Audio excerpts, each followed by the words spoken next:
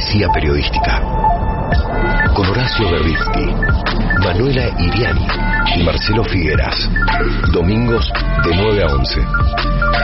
Por la 530. Los profetas del resentimiento van a aferrarse a la idea del loquito suelto como a un salvavidas. Puede que lo sea, pero eso no quita que la idea del loquito suelto... Puede que sea loquito, pero no suelto. No, digo, es muy conveniente en el sentido de que el loquito suelto aparentemente no salpica políticamente a nadie, ¿no? Pero una vez que se abre el cuadro, las salpicaduras se ven por todos lados, ¿no?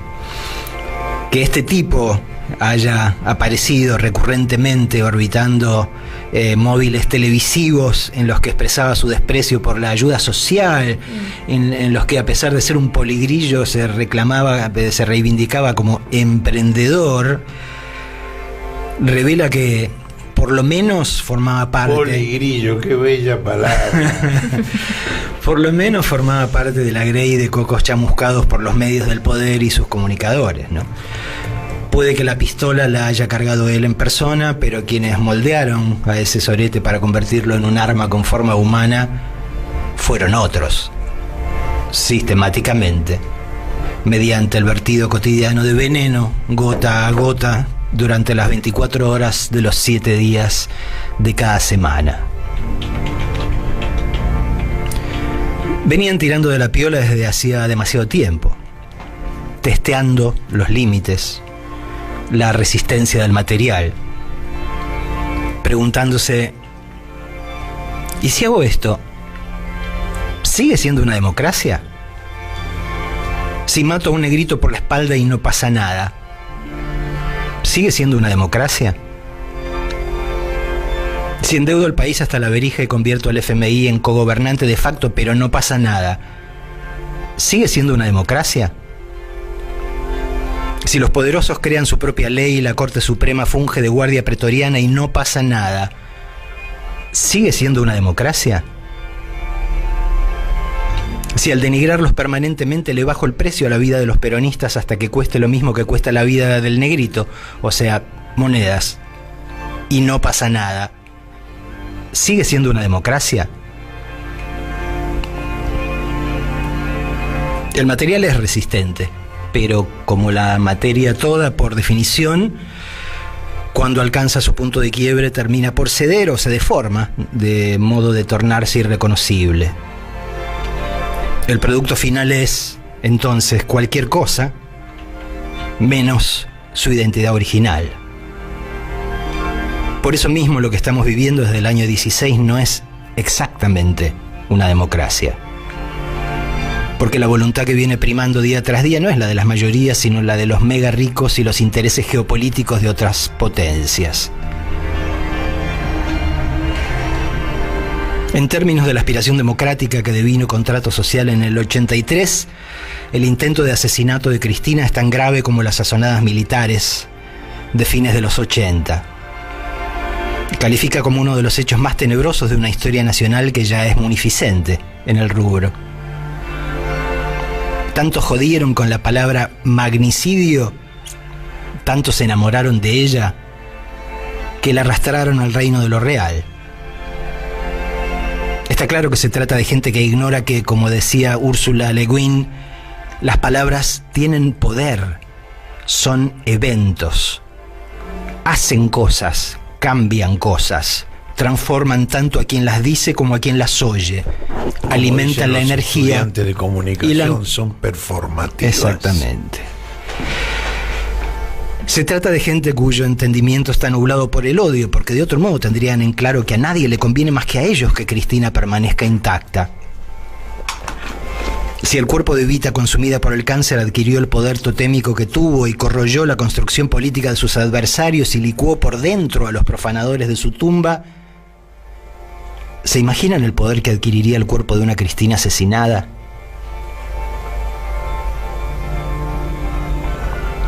El magnicidio frustrado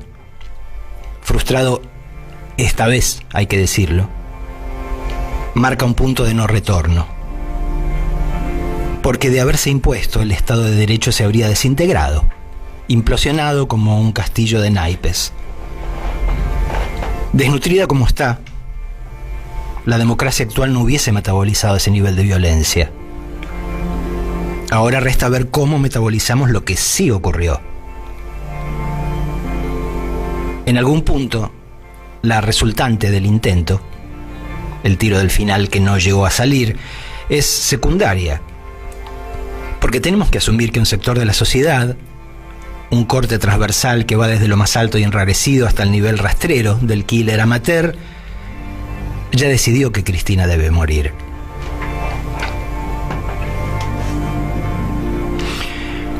Algunos veníamos advirtiendo de esto en voz alta. Yo lo hice acá varias veces. La última fue la semana pasada.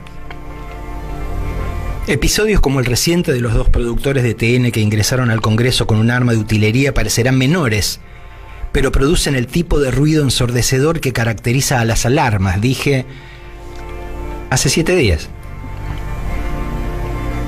Si pensamos que la clase que Walsh definió como temperamentalmente inclinada al asesinato va a tolerar un revés como si estuviese compuesta por ingleses devotos del fair play, mereceremos todo lo que nos pase, dije hace una semana.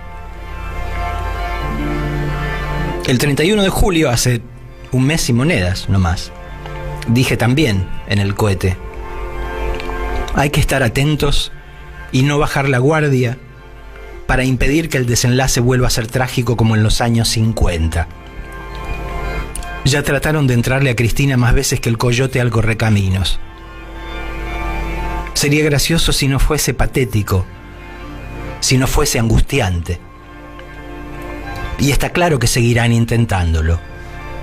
Se han comprado el stock de la fábrica Acme y tienden todas las trampas a la vez, empezando por las de la proscripción y la cárcel. Y a continuación agregué: quiero creer que algo aprendieron y por eso excluirán del menú opciones que solo celebraría un caníbal. Me dejé llevar por mi optimismo. No aprendieron nada. Que le hayan apuntado a la cabeza no es casualidad. Son de la clase de gente que necesita destruir lo que envidia.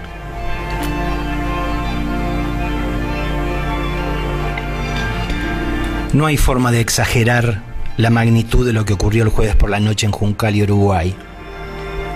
Esas imágenes van a vivir con nosotros hasta el fin de nuestros días.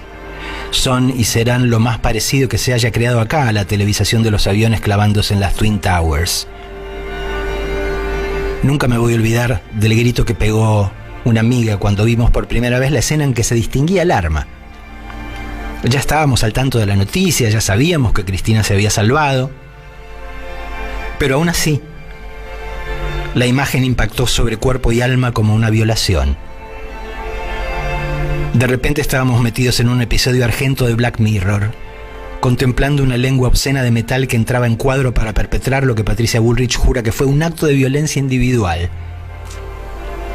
Sin embargo, millones lo experimentamos como una violación en masa.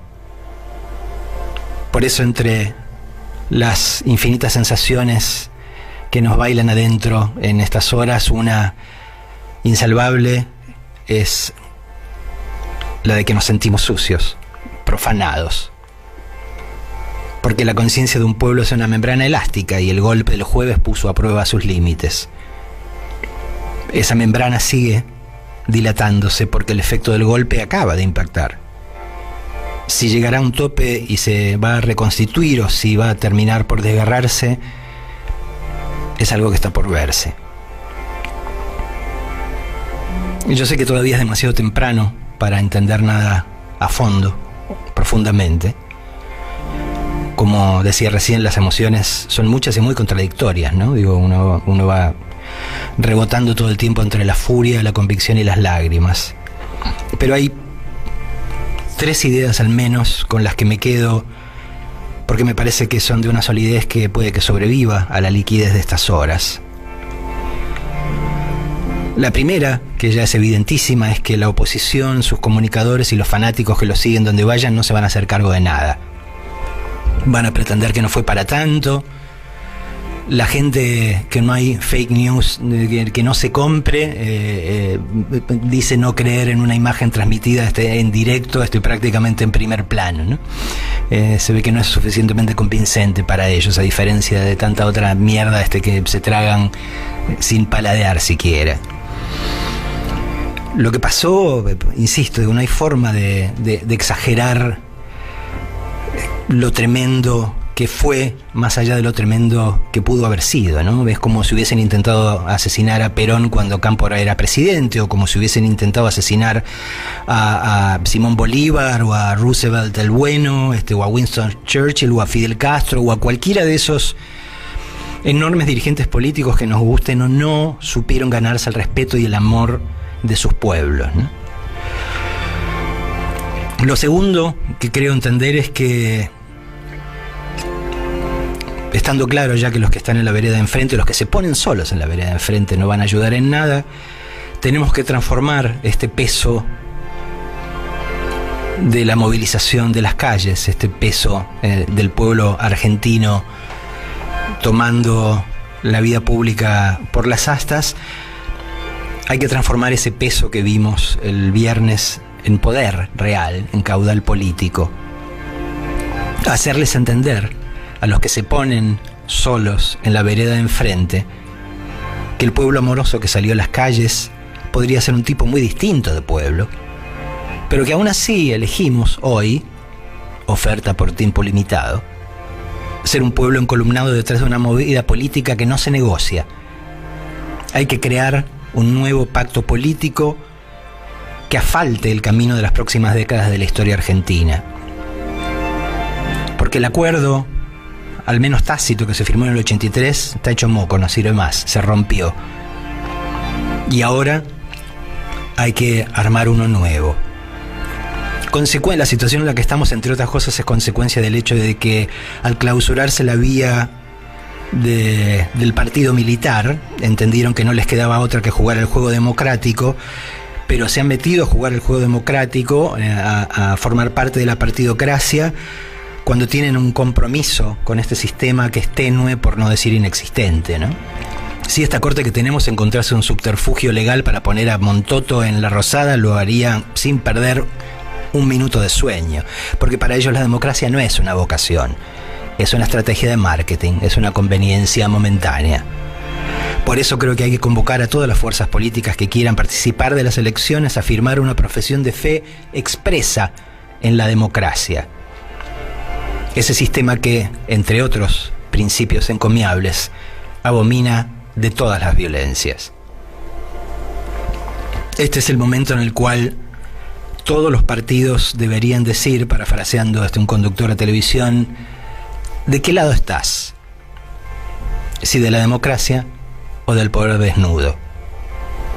Si se van a comprometer a mantener los pies dentro del plato de la Constitución, o si se reservan el derecho a suscribir otro tipo de aventuras, en cuyo caso, obviamente, haremos uso del derecho de admisión. Y aquellos que no se avengan a las reglas consensuadas quedarán relegados a los extramuros de la vida política. Mi última certeza es que esta agresión tan celebrada por la más oscura de las minorías logró exactamente lo contrario de lo que deseaba. El atentado disolvió toda diferencia entre Cristina, el cuerpo de Cristina, la salud de Cristina y el cuerpo y la salud de la nación argentina. Y así asimiló su suerte a la nuestra, a la de todos, cristalizando una simbiosis que a uno le permitiría parafrasear el cantito de este modo, ¿no? Si la tocan a Argentina, ¿qué quilombo se va a armar? Como es ostensible que la tocaron, tenemos que ayudarlos a entender que ya se armó. Y que nosotros estamos dispuestos y ávidos de ser lo que debemos ser en esta circunstancia. O sea, el quilombo. El poeta no se equivocó. Este asunto está ahora y para siempre en nuestras manos.